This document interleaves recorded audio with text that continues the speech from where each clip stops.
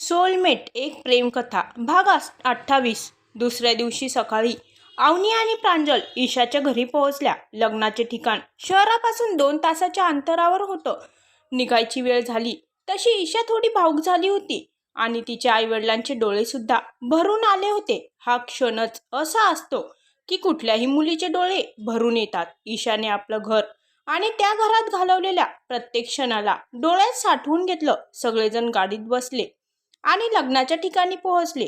अवनी आणि प्रांजल पूर्ण प्रवासात ईशाला अखिलच्या नावाने चिडवत तिला हसवण्याचा प्रयत्न करत होत्या.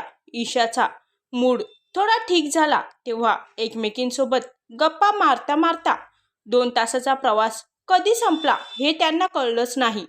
त्यांची गाडी एका भल्या मोठ्या गेटमधून आत शिरली तशा त्या तिघी स्तब्ध होऊन आतमध्ये बघू लागल्या. अवनीने खाली उतरून आजूबाजूच्या परिसरावर नजर फिरवली. शहराबाहेर असलेलं कुठलं तरी गाव होतं ते. संध्याकाळ होत आल्यामुळे पूर्ण आकाशात केशरी रंग पसरला होता. समोरच भला मोठा आलिशान विला अगदी थाटात उभा होता. विलाच्या समोर बरीच मोकळी जागा होती जिथे बरीच शोची आणि काही फुलझाडे लावलेली होती. दूरपर्यंत झाडा फुलांनी बहरून आलेला रंगीबेरंगी परिसर. तिथलं एकंदरीत वातावरण खूप सुंदर होतं. सगळेजण बाहेर थांबून त्या विलाची तारीफ करत होते. तितक्यात तिथे अखिलची फॅमिली आणि अनिलची फॅमिली देखील आली. अवनी सर्वांसोबत गप्पा मारत आजूबाजूला बघत होती. तिची नजर मात्र ज्याला शोधत होती तो तिथे नव्हताच. एकमेकांसोबत गप्पा मारत सगळेजण आत गेले. दरवाजाजवळच एक युनिक नेम प्लेट लावली होती ज्यामध्ये जाधव विला हे नाव अगदी थाटात झळकत होतं. ते नाव वाचून अवनीला समजलं की हा अनिलचा विला आहे. तिथली प्रत्येक वस्तू अँटिक असल्यासारखी वाटत होती. ते बघून अवनीने मनोमन अनिलच्या चॉईसला दाद दिली. लग्नाचं कॉन्टॅक्ट ज्यांनी घेतलं होतं त्या लोकांनी सगळ्यांना त्यांच्या रूम दाखवल्या. प्रवासामुळे सगळेजण खूप थकले होते त्यामुळे सगळेजण जेवण करून आपापल्या रूममध्ये आराम करू लागले. प्रांजल तर प्रवासामध्ये खूप थकली होती त्यामुळे ती केव्हाची झोपी गेली होती. पण अवनीला मात्र नवीन ठिकाणी झोप येत नव्हती. ती या कुशीवरून त्या कुशीवर होत झोपण्याचा प्रयत्न करत होती. अवनीला तहान लागली तशी ती पाणी पिण्यासाठी उठली पण तिथे पाणीच नव्हतं. अवनीने आपल्या पर्समध्ये बघितलं. तिची बॉटलसुद्धा रिकामीच होती. रात्रीचे 11 वाजले होते. प्रवासामुळे सगळेजण खूप थकले होते त्यामुळे तिला या वेळेला कोणालाही डिस्टर्ब करायचं नव्हतं. ती हळूच उठली आणि पाण्याची बॉटल घेत आपल्या रूममधून बाहेर पडली. अवनी हळूच जिना उतरून खाली आली. ती नवीन असल्यामुळे तिला किचन कुठे आहे ते माहीत नव्हतं. थोड्या अंतरावर गेल्यानंतर तिला पुढे लाईट चालू असल्याचं दिसलं. तशी ती आत गेली. आत एक मॉडर्न असं किचन होतं. अवनीने पटकन फ्रीजमधून पाण्याची बॉटल भरून घेतली. आता तिला लवकरात लवकर रूममध्ये पोहोचायचं होतं. अचानक तिला हॉलचा भला मोठा दरवाजा उघडण्याचा आवाज आला. तसं ती घाबरून एका जागी थांबली. टक टक टक तिच्या कानावर बुटांचा आवाज पडला. तसं तिने हळूच मागे वळून बघितलं. समोरून एका माणसाची सावली तिच्या दिशेने चालत येताना दिसत होती. अवनी घाबरून हॉलमधल्या भल्या मोठ्या सोफ्याच्या मागे लपली. हे देवा, मला वाटलंच होतं की ही हवेली भूतिया आहे. आता मी काय करू? मला तर हनुमान चालिसा सुद्धा येत नाही. 1 मिनिट, हा तर बुटांचा आवाज आहे आणि भूत बूट घालत नाही. मग कोण असेल? हा चोर की डाकू? त्यांनी जर मला पकडून नेलं तर माझं काय होईल? अवनी त्या स्थितीतही आपल्या अकलेचे घोडे दौडवत विचार करत होती. बुटांचा आवाज जास्त जवळून येऊ लागला तशी अवनी मांजरीसारखी सरकत सरकत सोप्याच्या दुसऱ्या बाजूला जाऊ लागली. पण पुढे सरकताना अचानक तिच्या हातातली बॉटल सटकून खाली पडली. तशी जिन्याच्या दिशेने जाणारी ती आकृती वळत आवाजाच्या दिशेने चालू लागली. तो आवाज अतिशय जवळ आला तसं अवनीला आपल्या मागे कुणीतरी असल्याची जाणीव झाली. स्वतःच्या डोक्यावर हात मारत तिने समोर पडलेली बॉटल उचलली. आधीच पाण्याविना तिचा घासा कोरडा पडला होता आणि आता भीतीने तिचं हृदय जोरजोरात धडधडू लागलं होतं. अवनी अजिबात घाबरायचं नाही. अवनीने आपले डोळे मिटून हातातली बॉटल घट्ट पकडली आणि मागे वळून पूर्ण ताकदीने मागे उभ्या असलेल्या व्यक्तीवर जोरदार प्रहार केला. अवनीच्या मागे उभ्या असलेल्या व्यक्तीने अतिशय चपळाईने तिचा वार चुकवत तिला समोरच्या भिंतीवर दाबलं. अवनी हातपाय हलवत समोरच्या व्यक्तीच्या तावडीतून सुटण्याचा प्रयत्न करत होती, पण ती व्यक्ती चांगलीच ताकदवार होती. अवनी मदतीसाठी ओरडणार त्याआधीच त्या व्यक्तीने तिचे दोन्ही हात आपल्या एका हातात पकडून दुसऱ्या हाताने तिचं तोंड दाबलं. Open your eyes damned girl. ओळखीचा भारदस्त आवाज अवनीच्या कानावर पडला. तसं तिने दचकून आपले डोळे उघडले आणि समोर उभ्या असलेल्या व्यक्तीला बघून तिला 440 वोल्टचा झटका लागला. तुम्ही? अवनी गोंधळलेल्या नजरेने समोर उभ्या असलेल्या अनिलला बघत होती, जो तिच्याकडे अतिशय रागाने बघत होता. तुम्ही इथे काय करत आहात? म्हणजे मी? अवनी काय बोलत होती हे तिला देखील समजत नव्हतं. हे माझं घर आहे, त्यामुळे हा प्रश्न मी तुला विचारायला हवा होता. अनिल तिचे हात सोडून आपलं कपाळ चोळत म्हणाला. त्याने कितीही चपळाई दाखवली असली तरीही अनपेक्षितपणे झालेल्या या हल्ल्यामुळे त्याच्या डोक्यावर बॉटलचा हलकासा कोपरा लागला होता. I am sorry. तुम्हाला जास्त लागलं का? त्याला कपाळ चोळताना बघून तिने विचारलं. तुला काय वाटतं मिस अवनी? मी काय हाऊस म्हणून माझं डोकं चोळतोय का? तू ज्या प्रकारे माझ्यावर हल्ला केला आहेस हे जर माझ्या बॉडीगार्ड्सने बघितलं असतं तर त्यांनी तुला लगेच पोलिसांच्या हवाली केलं असतं. तू मला भूत समजलीस? तुला मी भूत वाटतो का? मुली मरतात मला बघायला आणि तू इतक्या हँडसम माणसाला भूत कसं काय म्हणू शकतेस? आणि तू इतक्या रात्री इथे कशाला आली होतीस? माझं पाणी संपलं होतं म्हणून मी आले होते, नाहीतर मला तुमच्या या भूतिया हवेलीमध्ये फिरण्याची काही हौस नाहीये, अवनी म्हणाली. अनिल अवनीकडे टक लावून बघत होता. व्हाईट कलरचा फुल स्लीव्ह नाईट सूट, विस्कटलेले केस, ओठांना लावलेला पुसटसा लिप बाम, चेहऱ्यावर जराही मेकअप केलेला नव्हता. आता या क्षणी तिला घट्ट मिठीत घेऊन तिच्या गुलाबी ओठांवर ओठ टेकवण्याची तीव्र इच्छा त्याने आपल्या मनातच दाबली. नेक्स्ट टाइम अशी कुठेही एकट्याने फिरत जाऊ नकोस. मी जर सावध नसतो तर आज ती बॉटल लागून मी खरंच भूत झालो असतो, अनिल म्हणाला आणि तिथून जाऊ लागला. थांबा, तुम्ही असे जाऊ शकत नाही, अवनी त्याची वाट अडवत म्हणाली. का? आता काय झालं इतक्या रात्री? हे बघ, मी आधीच खूप थकलोय. आता तू पण जाऊन झोप, अनिल म्हणाला. अगोदर मला प्रॉमिस करा की तुम्ही मला पोलिसात देणार नाही. काय? Are you serious? ते तर मी असंच बोललो होतो. इतक्या रात्री माझा मस्करी करण्याचा अजिबात मूड नाहीये, अनिल वैतागत म्हणाला. अगोदर प्रॉमिस करा, कारण तुम्ही कधी काय कराल ते काही सांगता येत नाही. उद्या जर खरंच तुम्ही माझी कंप्लेंट केली तर? त्यामुळे आधी मला प्रॉमिस करा की तुम्ही असं काही करणार नाही, अवनी अनिल समोर आपला हात पुढे करत म्हणाली. माझ्या हातात हात देण्याआधी एकदा विचार कर, अनिल तिच्या डोळ्यात बघत म्हणाला. मी पूर्ण विचार केला आहे. जोपर्यंत तुम्ही मला प्रॉमिस करत नाही तोपर्यंत मी इथून हलणार नाही. अवनी एखाद्या हट्टी मुलीसारखी हट्ट करत होती. प्रॉमिस, मी तुझी कंप्लेंट करणार नाही, अनिल गालात हसत अवनीच्या हातावर हात ठेवत म्हणाला. ठीक आहे, आता तुम्ही इतकं बोलत आहात तर मी तुमच्या बोलण्यावर विश्वास ठेवते. अवनी अनिलच्या हातातला आपला हात मागे घेऊ लागली, पण अनिलने मात्र तिचा हात आणखीनच घट्ट पकडला. तिला जवळ ओढलं. काय करताय तुम्ही? माझा हात सोडा, अवनी आपला हात सोडवण्याचा प्रयत्न करत म्हणाली. मी तुला म्हणालो होतो ना, माझ्या हातात हात देण्याआधी एकदा विचार कर. मी जर एकदा हात धरला तर आयुष्यभर तो सोडत नाही, अनिल तिच्या डोळ्यात बघत म्हणाला. अवनीने देखील अनिलच्या डोळ्यात बघितलं. कुणाच्याही हृदयाचा ठाव घेणारे असे ते घारे डोळे. आज नेमके त्याच डोळ्यातले भाव तिला समजत नव्हते. एकमेकांच्या डोळ्यात हरवत कधी त्यांचे चेहरे जवळ आले हे त्या दोघांनाही समजलं नाही. दोघांच्या ओठांमध्ये इंचभर अंतर सुद्धा राहिलं नव्हतं.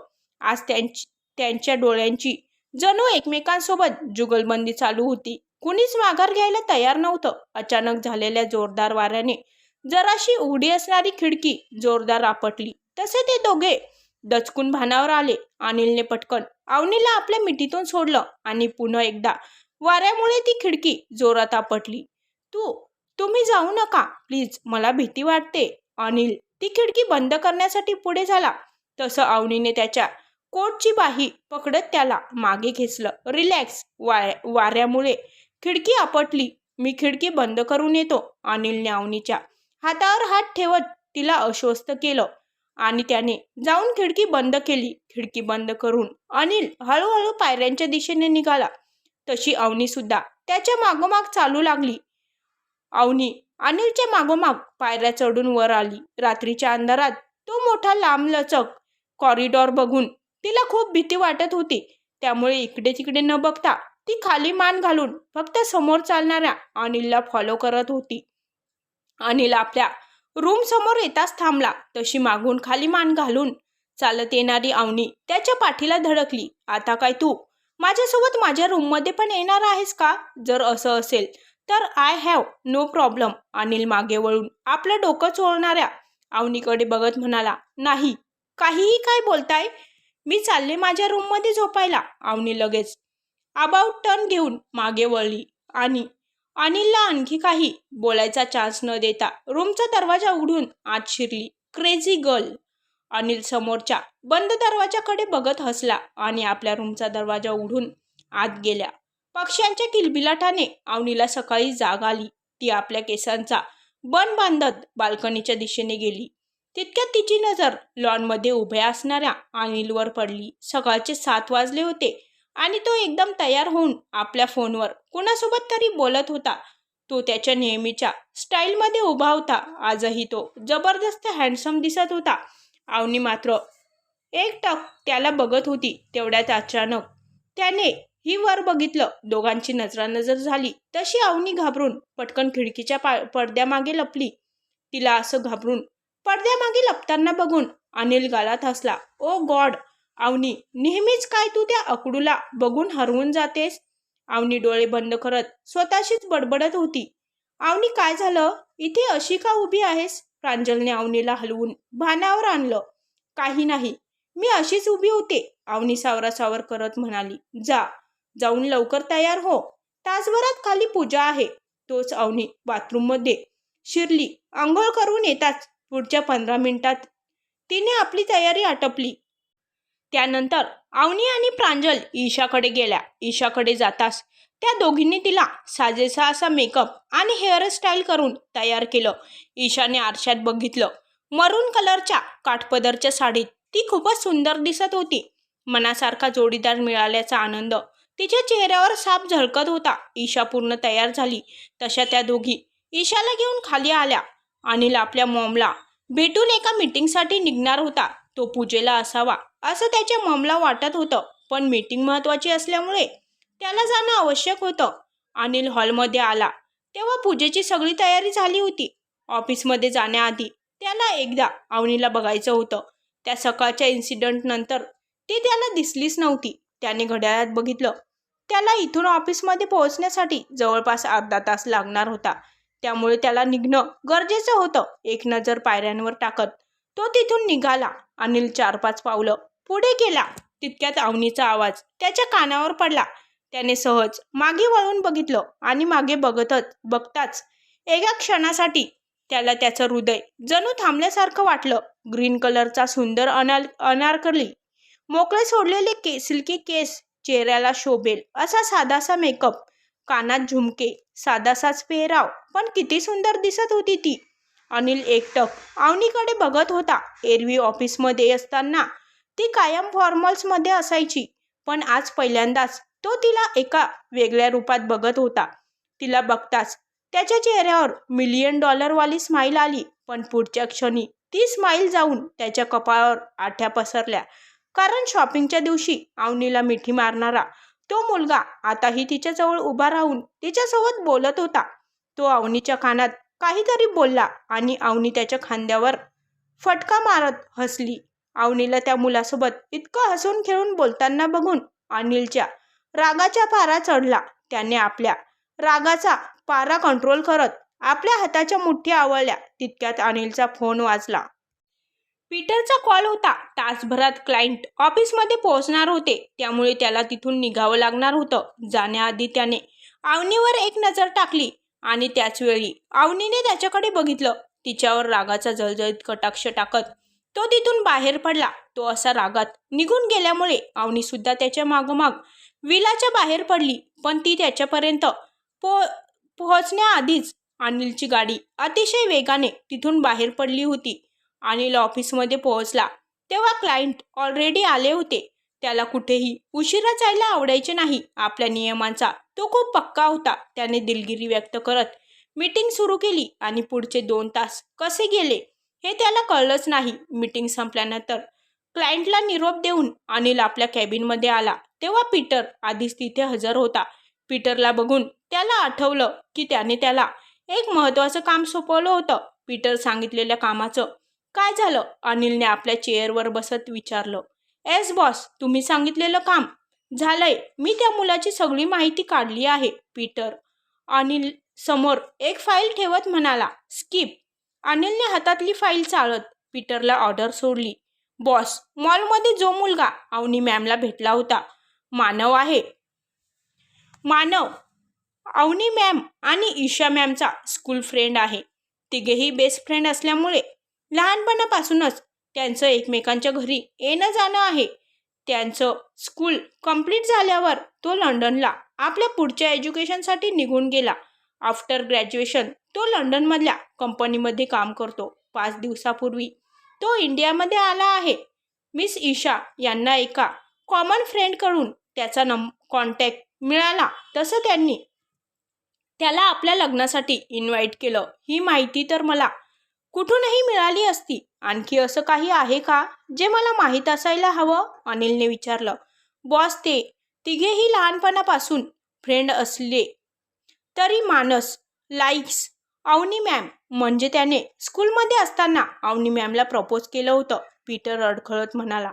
त्याची हिंमत कशी झाली अवनीला प्रपोज करण्याची? अनिलने हातातला पेपरवेट समोरच्या महागड्या वॉल पेंटिंगवर भिरकावला. तसा त्या कॅबिनमध्ये काच फुटण्याचा जोरदार आवाज आला. तो अवनीसोबत रिलेशनशिपमध्ये आहे का? अनिल आपल्या हाताच्या मुठी घट्ट आवळत म्हणाला. नो नो सर, ते प्रपोजल रिलेशनशिप नव्हतं. पीटर गडबडून म्हणाला. त्याच्या बॉसच्या आक्रमक पवित्र्याने तो घाबरला होता. तू गोल गोल न फिरवता मला नीट काय ते सांगणार आहेस की नाही? अनिल पीटरवर ओरडत म्हणाला. सर, त्याने अवनी मॅमला लग्नासाठी प्रपोज केलं होतं. पीटर खाली मान घालत म्हणाला. तिने ते प्रपोजल एक्सेप्ट केलं होतं का? अनिलने करड्या आवाजात विचारलं. यावेळी त्याचे डोळे लाल झाले होते. त्याला आताच जाऊन त्या मानवला फोडावंसं वाटत होतं. त्याच्या अवनीला कुणीतरी एरागेरा येऊन प्रपोज करतो आहे, तेही लग्नासाठी. ही गोष्ट त्याच्या सहनशक्तीच्या पलीकडे होती. पण अवनी काय म्हणाली हे कळणं सुद्धा त्याच्यासाठी महत्त्वाचं होतं. नो सर, तो वेल सेटल झाला की त्या याबद्दल विचार करतील असं अवनी मॅम त्यावेळी त्याला म्हणाल्या होत्या. पीटर सगळी माहिती देत म्हणाला. पीटर, एक काम कर, विकीला सांगून माझं काही सामान आजच्या आज आपल्या दुसऱ्या विलावर शिफ्ट कर. मी पुढचे 8 दिवस तिथेच राहणार आहे, समजलं? हो सर, मी आताच हे काम करतो. अनिलची ऑर्डर येताच पीटर ताबडतोब तिथून निघाला. पीटर जाताच अनिल लक्षपूर्वक आपल्या हातातली फाईल चाळत होता. मानव बद्दल डाऊटफुल वाटावं असं काहीच मिळत नव्हतं. तरीसुद्धा त्याने अवनीला प्रपोज केल्यामुळे तो आता अनिलच्या नजरेत आला होता. इकडे पूजा झाल्यानंतर अखिल आणि ईशा जवळच्याच मंदिरात आपल्या आईवडिलांसोबत लग्नपत्रिका ठेवण्यासाठी गेले होते. त्यांच्यासोबतच प्रिया, अवनी आणि मानवसुद्धा गेले होते. सगळ्यांनी हात जोडून देवाला नमस्कार केला. इतकं मनापासून काय मागत आहेस देवाकडे? मानव हळूच अवनीच्या मागून येत म्हणाला. सांग ना, काय मागत होतीस? मला मागत होतीस का? जर असं असेल तर तुझी इच्छा नक्कीच पूर्ण झाली समज. मानव म्हणाला. मी तुला का मागेल? मी तर माझा स्वप्नातला राजकुमार मागत होते. अवनी त्याला चिडवत म्हणाली. तू काहीही म्हण अवनी, होणार तर तू माझीच. मानव मनातल्या मनात मंदिराबाहेर जाणाऱ्या अवनीकडे बघत म्हणाला. मंदिरात जाऊन सगळेजण घरी आले. दुपारचं जेवण झाल्यानंतर सगळेजण संध्याकाळच्या एंगेजमेंटची तयारी करत होते. अनिल घरी पोहोचला तेव्हा संध्याकाळचे 5 वाजले होते. 7 वाजता अखिल आणि ईशाची एंगेजमेंट सेरेमनी सुरू होणार होती. हॉलमध्ये सगळीकडे त्याचीच तयारी चालू होती.